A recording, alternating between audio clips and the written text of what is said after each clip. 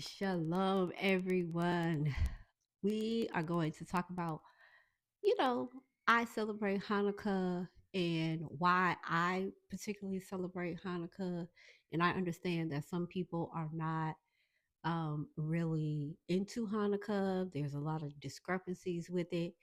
However, it is not a commanded festival, okay? It's not a holy feast day, but it is a historical festival such as Purim, all right? And I'm going to just tell you why I do it. First of all, because when I first heard of Hanukkah, before I even understood how to walk in Torah, this resonated with me. I have always loved Hanukkah, and I loved Hanukkah for the story. When I read about the Maccabees, the underdog, and the history, I was like, yes, it reminded me of our Black American history. And this is before I knew, that I may be of the 12 tribes of Israel. As I just really thought it was fascinating. And I brought it to my family, and they fell in love with it. And we have been celebrating Hanukkah for at least 15 years. And I know that people, say that a lot of people make Hanukkah like Christmas, and they do, right? Just like a lot of people make Shabbat very religious. A lot of people make the feast days very religious and full of contention. So, with that being said, the reason why I do Hanukkah, because I believe that you should celebrate every victory. You should celebrate your history, even if we are in the land of our captivity. There is scripture that tell us what to do while we are in the land.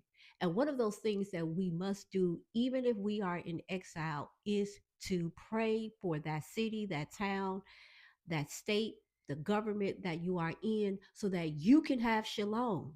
And most people do not really understand what shalom is. Nothing missing, nothing broken, right? In a nutshell. So that means that you are able to have joy, peace, financial stability. You are able to have great and healthy relationships. You are able to build businesses. You are able to make money. You are able to marry and just be happy, and I know happy is an emotions, but you can be as happy as you can be, which I prefer to use joy because every day is not a happy day. But you can have some form of happiness. And I keep talking about trauma. I will never let up because trauma shapes the way we think. It shapes the way we view Torah. It shapes the way we view the feast days. Okay? It shapes it. And what I have noticed is that those of us from the transatlantic slave trade, that is the lens that we use to look at everything. And I know we are awakening to being healed correctly.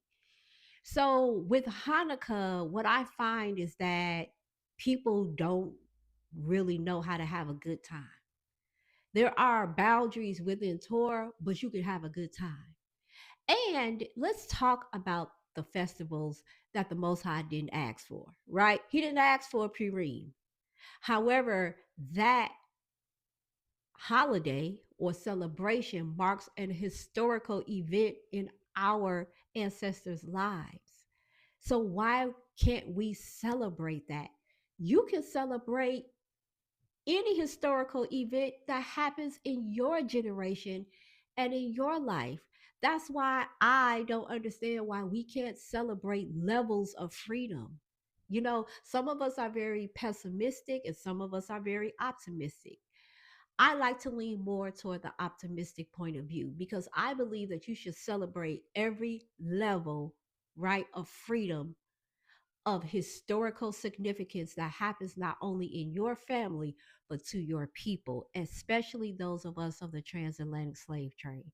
And I told my husband today, I said, I know my ancestors is looking at me like, you know what, that girl is our dream of being free, of being full of life, of understanding the complexities of her history and passing that down. I know that my ancestors are elated at what I am doing. And when we look at Hezekiah, he realized that they were being janky, old school term, right? Being janky with the celebrations, not celebrating Passover correctly. Everybody doing something wrong because of them being in and out of captivity. And so, what did Hezekiah do? He reinstated for them to do Passover the correct way, and he added another week. Read it. I don't know why people don't even talk about Hezekiah in that second Passover. He added another week. So the Most High didn't ask him to do that. However, the Most High blessed his celebration. So what are we learning? Hezekiah had another Passover, added a whole nother week celebration to it. Purim is a man-made celebration of our people's historical victories. The Most High didn't have a problem with that. And we have the Feast of Dedication because the Maccabees could not celebrate Sukkot. They were in the wilderness trying to figure out how to keep the feast. And when they got the temple back to rededicate it, they decided to have a dedication celebration. Nothing's wrong with that. So if Sukkot is a time of celebration where we can have joy and we can have fun and we can remember Yahweh and all of the things that he has done for us, and you didn't get to do it because you were fighting for your life, and so you implemented another celebration that mimics Sukkot, and you trying to tell me that it's wrong. I mean, all of the arguments, I have heard it. So if you get ready to be on the keyboard talking about some, I've heard all of the arguments for and against Hanukkah. However, this person can think for herself. This person can research for herself. And with the help of the Ruach HaKodesh, I can say emphatically, yes, I'm going to celebrate that. And I'm going to do it with joy and some happiness while I'm teaching the next generation. So we have our annual Hanukkah party. It's lit, and I can't wait to really get into it next year, and just have it because it's warm here in North Carolina. And I'm like, man, we had a big old cold front storm, but it's going to be in the 60s. It's in the 60s today, and it will be in the 60s tomorrow.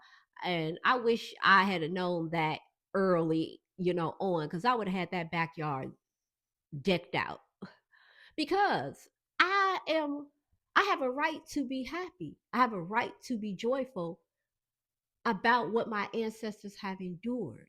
I have a right to celebrate historical victories in my ancestors' lives and in my own life. If I want to implement a day where, for instance, T Satorium, hit 5 million subscribers and we're ranking in over $1 million, I can and will, right? And I can be happy. That is what having shalom is all about. I understand that I get to see Jerusalem. If I can't see it now, I'm going to see it in the resurrection. That's what I believe. And I believe that my children are going to do more than what I'm doing. They're going to celebrate harder than what I'm celebrating. And they are going to really like understand as they get older. My children are just now entering into their 30s, late 20s, and they are beginning to understand some things. And I said this, y'all gonna keep it up, and you're gonna keep sitting in the wintertime being mean with your sour faces, your jaws tight, you mad at everybody because everybody's celebrating something and having a good time, and the whole winter you stuck in the house looking crazy. Now you don't have to celebrate Hanukkah, you do not. But what you should do is get out and make sure during the winter season that you are visiting your family and friends. not just locked in the house, because that's not good. Isolation is not good. Okay, isolation is different from separation. There's a period of time when you separate, but isolation, you isolate when something wrong with you. Okay, that's when you isolate. When you have COVID, when you have pneumonia, something's wrong with you. You isolate. Okay, so you don't want to isolate during the winter season, right? You want to celebrate something. You want to take that time to be with your family and your friends. So this is the reason why I celebrate Hanukkah. And y'all gonna see me celebrating it, and I don't care.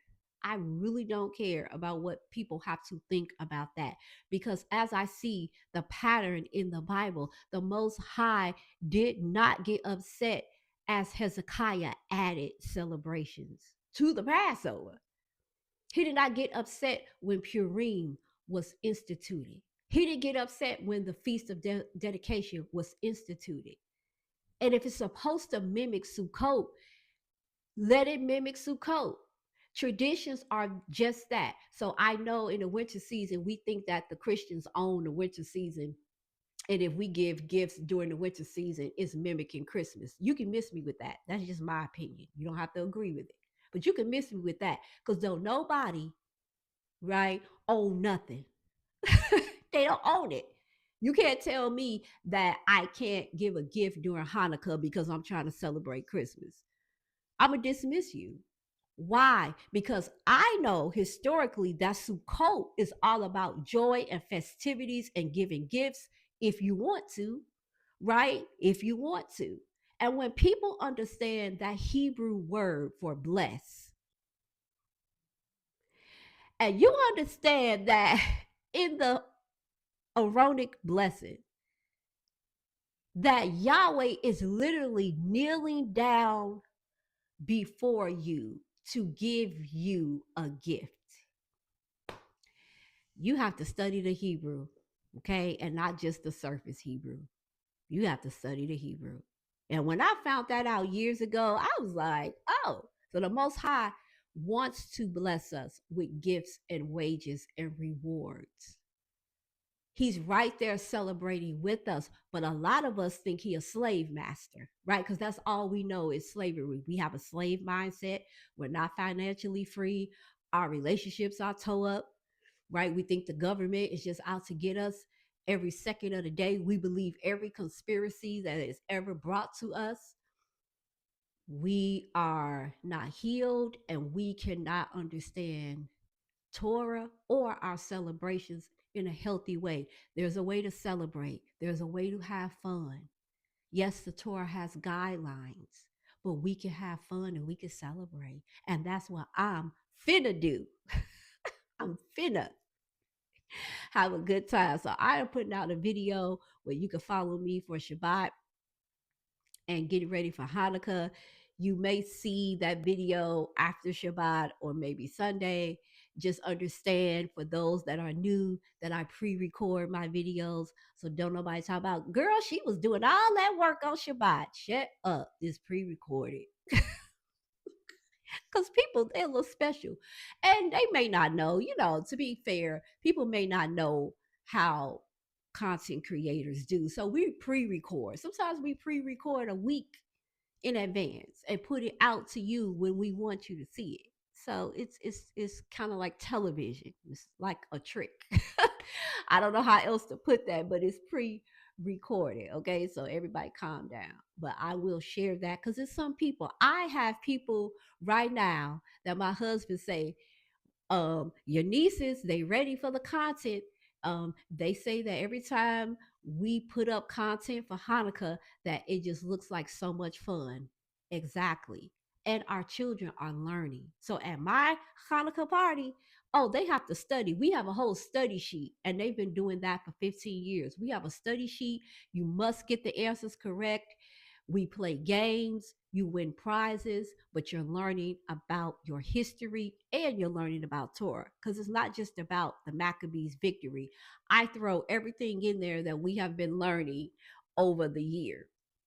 So they have to study, okay? And it's very competitive, and we eat good.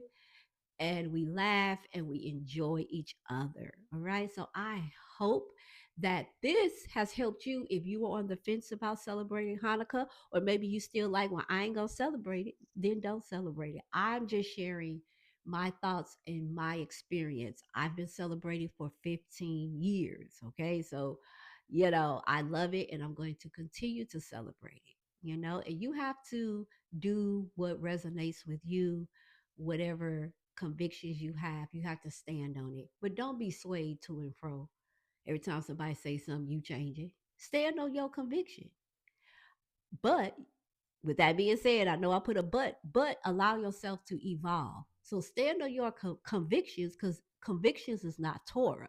You can evolve in your convictions, but stand on it until you are sure that you need to evolve. And I tell people that don't send me nobody else's teachings and all of that. Okay, I didn't ask you for it. Now it's different if I ask you for it, but you sending me a teaching on how we can't keep the feast days in the land. I didn't ask you for that. I'm over here studying the feast days. Can you let me study what the feast days are before you start talking me out of it? And for me, that's just the enemy. But that's just my personal opinion. I have a different opinion on the feast days, for and against. I'm somewhere in the middle, but I'm always going to rehearse the feast days. I don't care what nobody say. So it's just certain things that I am convicted of, and I stand on that. I hear what you're saying, but don't send me information I didn't ask for. I can see if I ask for it. And y'all need to really take that into account. Quit sending people information that they didn't ask for, unsolicited advice. Trust me, when the person asks for the information, they are ready for it. Sometimes we send information to people and trip them up and make them more confused because of all the information that people keep sending them. Stop it. Let people understand what the feast days are before you start the argument. We can't celebrate it. You understand what I'm saying? Do everything with grace, understanding, and make sure you know what you're talking about. Just because you heard somebody else say it, don't make it true. Study for yourself. All right, let me get off of here so I can enjoy my Hanukkah celebration. Shalom, y'all.